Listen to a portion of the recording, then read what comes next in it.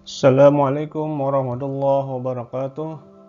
Bismillahirrahmanirrahim. Alhamdulillahirabbil alamin. Wassalatu wassalamu ala asrofil anbiya'i wal mursalin sayyidina maulana Muhammadin wa ala alihi wa sahbihi ajma'in. Alhamdulillah, hari ini kita bisa bertemu kembali pada kelas 11 agama, yaitu mata pelajaran Al-Quran Hadis, konsentrasi tafsir. Sebelumnya, bagaimana kabar kalian? Ya, semoga selalu dalam keadaan sehat walafiat. Amin ya rabbal alamin. Sebelumnya sudah kita belajar ya tentang toleransi dan etika pergaulan, yang mana sebelumnya itu adalah kita sudah membahas bab ini juga sama, yaitu toleransi dan etika pergaulan. Adapun yang sebelumnya itu kita membahas yaitu pada konten ya, konsentrasi hadis. Nah, adapun di sini pada pertemuan kali ini yang kita bahas adalah tentang konsentrasi tafsirnya, yaitu yang kita bahas adalah tentang ayat-ayat Al-Qur'annya. Toleransi dan etika pergaulan. Sini adalah yaitu budi pekerti. Ya, berarti sikap dan perilaku yang baik. Nah, sifat yang baik akan mendatangkan kebaikan, dan sebaliknya hal yang buruk akan menghasilkan keburukan pula. Oleh karena itu, kita perlu menjunjung tinggi nilai budi pekerti yang luhur. Nah, ajaran budi pekerti menuntut kita agar selalu berbuat kebaikan, ya, berbuat kebenaran, serta memupuk keharmonisan hubungan manusia dengan Tuhan, manusia dengan manusia, manusia dengan lingkungan, yang mana ini sering disebut dengan konsep Trihita Karana. Nah, salah satu bagian dari konsep ini yaitu hubungan manusia dengan manusia. Hal ini sangat perlu dilakukan, yaitu apa? Dilakukan oleh umat manusia. Karena manusia sebagai makhluk sosial yang membutuhkan adanya hubungan dengan manusia lainnya.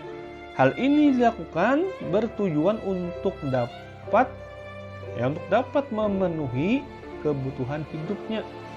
Maka dari itu sangat perlu usaha manusia untuk mewujudkan hubungan yang harmonis antar umat manusia. Salah satu caranya yaitu mengembangkan sikap toleransi dan etika pergaulan, yang mana nanti akan kita bahas pada pelajaran ini.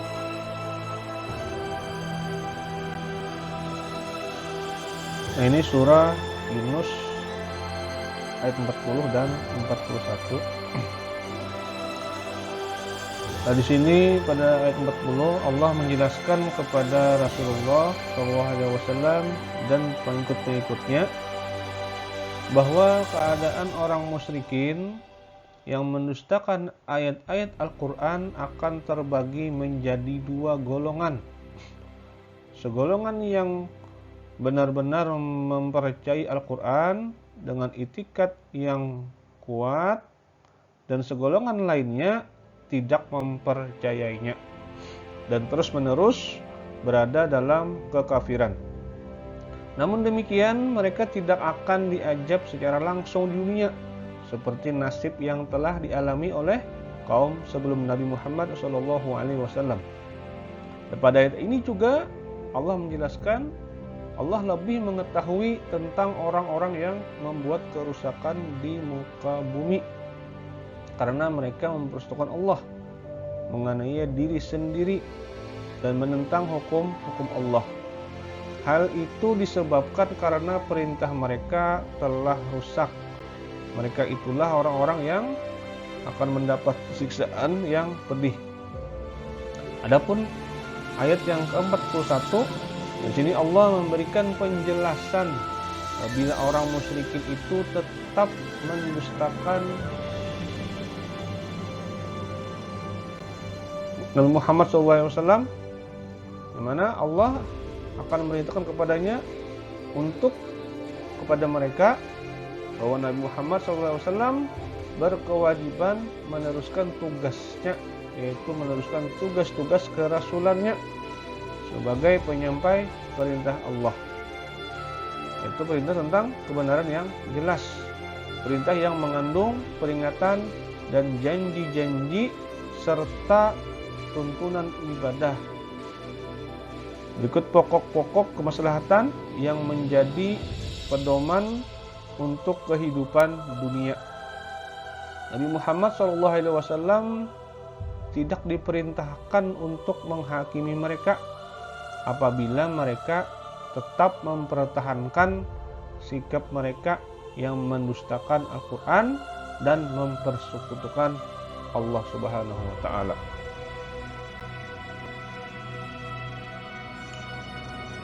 Nah, pada surah Al-Kahfi ayat 29, di sini Allah menegaskan bahwa manusia semua termasuk yaitu kaum musyrikin yang angkuh itu, bahwa kebenaran Al-Quran yang turun dan aku sampaikan ini datangnya dari Tuhan yang melihara alam semesta.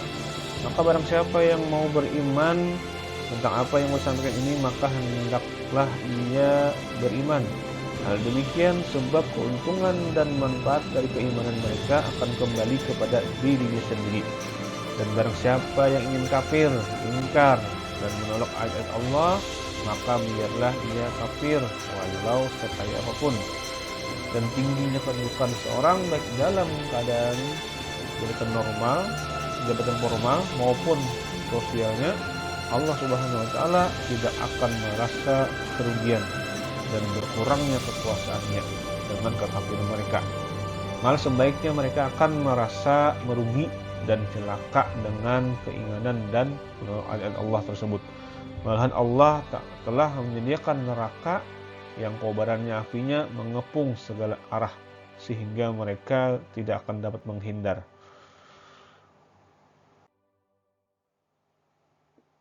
Baik, yang ketiga yaitu surah Al-Kafirun. Ya, surah Al-Kafirun ayat 1 sampai 6. Nah, di sini secara umum surat ini memiliki dua kandungan utama. Yang pertama tentang ikrar kemurnian tauhid, khususnya tauhid uluhiyah. Dan kedua yaitu ikrar penolakan terhadap semua bentuk dan praktek peribadatan kepada selain Allah, yang mana yang dilakukan oleh orang-orang kafir. Kemudian juga dalam surah Al-Kafir ini yaitu adanya pernyataan secara timbal balik, yaitu untukmu agamamu dan untukku agamaku. Nah, dengan demikian masing-masing pemeluk agama dapat melaksanakan apa yang dianggapnya benar dan baik sesuai dengan keyakinannya tanpa memaksakan pendapat kepada orang lain, dan sekaligus tidak mengabaikan keyakinan masing-masing, serta akan dipertanggungjawabkan masing-masing di hadapan Allah Subhanahu wa Ta'ala. Dengan turunnya ayat ini, hilanglah harapan orang-orang yang musyrikin Quraisy yang berusaha yaitu membujuk Nabi dulu ya agar bersikap toleran dengan jalan untuk kompromi dengan bidang akidah Islam.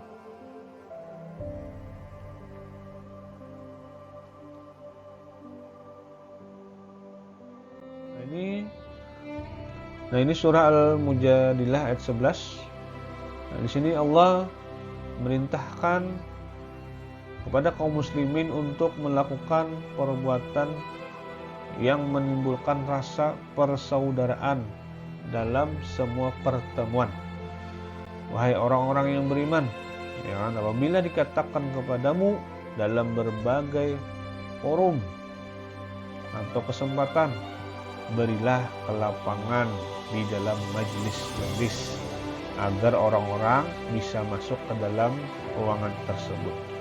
Nah, maka lapangkanlah jalan menuju majelis tersebut. Nah, makanya misalnya Allah akan memberikan kelapangan untukmu dalam berbagai kesempatan, baik itu forum ataupun majelis.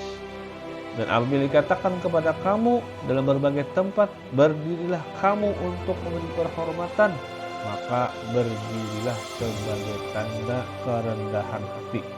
Niscaya Allah akan mengangkat derajat orang-orang yang beriman di antara kamu karena keyakinannya yang benar.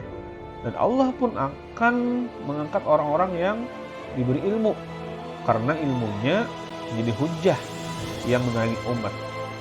Beberapa derajat ya dibandingkan orang-orang yang tidak berilmu. Dan Allah Maha teliti ya terhadap niat, cara, tujuan dari apa yang kamu kerjakan ya, baik persoalan dunia maupun akhirat. Nah, ini berikutnya lagi yaitu surah Al-Imran ayat 103. Jadi Allah menjelaskan ya bahwasanya Allah memerintahkan kepada kaum mukmin untuk menjaga persatuan dan kesatuan dan juga berpegang teguh serta berusaha sekuat tenaga agar kamu semuanya bantu-membantu ya untuk menyatu pada tali agama Allah, agar kamu tidak tergelincir dari agama tersebut. Dan janganlah kamu bercerai-berai, saling bermusuhan, saling mendengki ya, karena semua itu akan menjadikan kamu lemah dan mudah dihancurkan. Dan pada ini juga Allah memerintahkan ya kepada orang mukmin agar mengajak manusia kepada kebaikan, menyuruh perbuatan yang baik, yang ma'ruf, dan juga mencegah perbuatan yang mungkar. Ya. Dan hendaklah juga di antara kamu ya, di antara kita semuanya orang mukmin, ada segolongan orang yang secara terus-menerus menyuruh kepada kebaikan, yaitu petunjuk Allah, menyuruh berbuat yang ma'ruf, yaitu akhlak, perilaku dan nilai-nilai luhur dan adat istiadat yang berkembang di masyarakat, yang tidak bertentangan dengan nilai-nilai agama, dan juga mencegah dari yang mungkar, yaitu sesuatu yang dipandang buruk dan diingkari oleh akal sehat. Sungguh mereka yang menjalankan ketiga hal tersebut ya mempunyai kedudukan tinggi di hadapan Allah Subhanahu wa taala. Dan mereka itulah orang-orang yang beruntung karena mendapatkan keselamatan di dunia dan akhirat.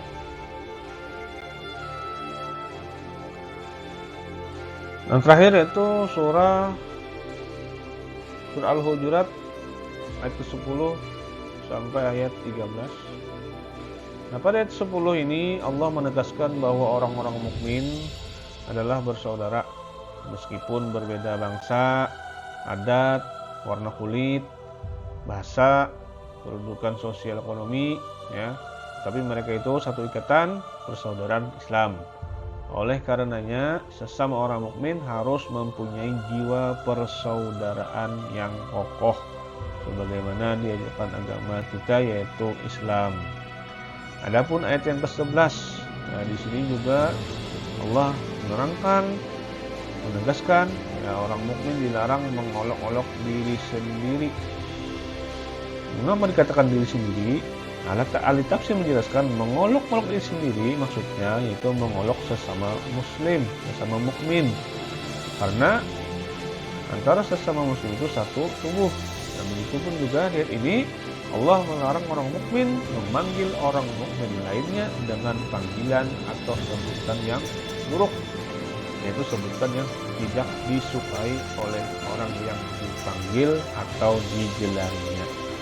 Seperti memanggil orang beriman dengan panggilan hai fasik, hai kafir. Nah, itu tidak baik. Dalam ayat ini juga Allah memperingatkan kepada orang yang berbuat kesalahan harus segera bertaubat. Masih dalam kerangka membina persaudaraan orang-orang mukmin. Pada ayat ke-12 Allah melarang kepada orang-orang beriman yang cepat berprasangka atau disebut dengan suzon ya. Sebab bagian prasangka itu adalah dosa karena itu harus dijauhi. Dan juga pada ayat ini Allah melarang orang mukmin mencari-cari kesalahan orang lain, menggunjing, menceritakan keburukan orang lain, ghibah, ya. Allah menggambarkan orang-orang yang begitu bagaikan seorang yang makan daging mentah yang sebenarnya dia sendiri tidak menyukainya. Dan terakhir ayat 13. Nah, sini Allah juga menegaskan kepada sesama manusia bahwa ia diciptakan Allah dari seorang laki-laki dan seorang perempuan. Menciptakan manusia secara pluralistik, beraneka bangsa, suku, bahasa, budaya, dan warna kulit. Keanekaragaman dan kemajemukan manusia seperti itu adalah bukan untuk berpecah belah, tapi saling membanggakan kedudukan. Yang satu lebih terhormat dari yang lainnya, akan tetapi supaya kita saling mengenal, saling bersilaturahmi, berkomunikasi, saling memberi, saling menerima. Nah, suatu hal penting bahwa semua manusia itu sama di hadapan Allah, ya. Yang membedakan derajat mereka adalah ketakwaannya kepada Allah Subhanahu wa ta'ala. Nah, demikianlah yang sudah bisa Bapak sampaikan tentang toleransi dan etika pergaulan, konsentrasi tafsir pada kelas 11 keagamaan. Mudah-mudahan yang sudah Bapak sampaikan tadi bermanfaat bagi kita semua, mendapatkan ilmu yang bermanfaat. Amin ya rabbal alamin. Langsung saja ya, setelah kalian menyaksikan dari awal sampai akhir video ini, jangan lupa ya, ini wajib ya, wajib kepada kalian nanti di kolom komentar tulis nama lengkap, kelas, setelah itu apa, intisari ya, intisari atau penjelasan yang sudah Bapak sampaikan tadi. Jadi boleh dikata yaitu kesimpulannya. Nah, kesimpulannya menurut apa yang sudah kalian simak tadi. Jadi tolong ya berikan penjelasannya dari kalian. Itu saja dari Bapak. Allahul muwaffiq ila aqwamit thariq. Wassalamualaikum warahmatullahi wabarakatuh.